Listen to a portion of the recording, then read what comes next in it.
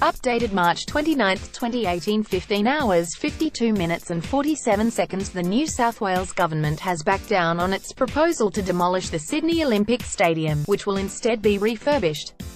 Key points: the refurbishment of Sydney Olympic Stadium will cost $800 million. Rebuilding Sydney Football Stadium is priced at $730 million. The new venues are expected to last for about half a century. Premier Gladys Berejiklian had come under increasing pressure over the $2 billion blueprint to raise the 80,000-seat stadium at Homebush.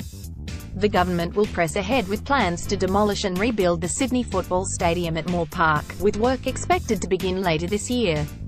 Ms. Berejiklian announced about two-thirds of the Olympic Stadium would be refurbished, and said the new plan would save taxpayers $500 million.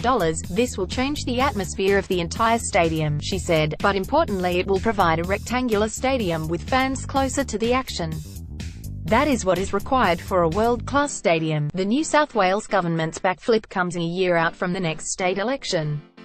Cabinet signed off on the stadium's plan last November. However, the policy caused divisions in the New South Wales Government.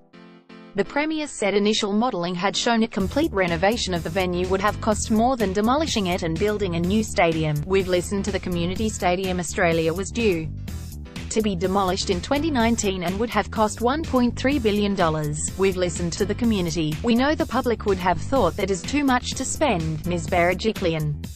At a heated press conference in Sydney this afternoon, Ms. Berejiklian brushed off the about face. "We don't apologise for listening to the community and doing our homework," she said. New South Wales opposition leader Luke Foley pounced on the spend, repeatedly saying he would fund schools and hospitals instead of stadiums if elected next year. But battle lines were not only drawn between health and education funding versus sport. The debate became geographical when Mr. Foley claimed the government was prioritising Sydney's affluent eastern suburbs, where the football stadium is, over the west. The rebuilt Sydney Football Stadium is expected to seat 45,000. Ms. Berejiklian also announced the NRL Grand Final would remain in Sydney for the next 25 years, and said the city would have lost major events had her government not invested in stadiums. Independent body Infrastructure New South Wales assessed the various business cases for both venues.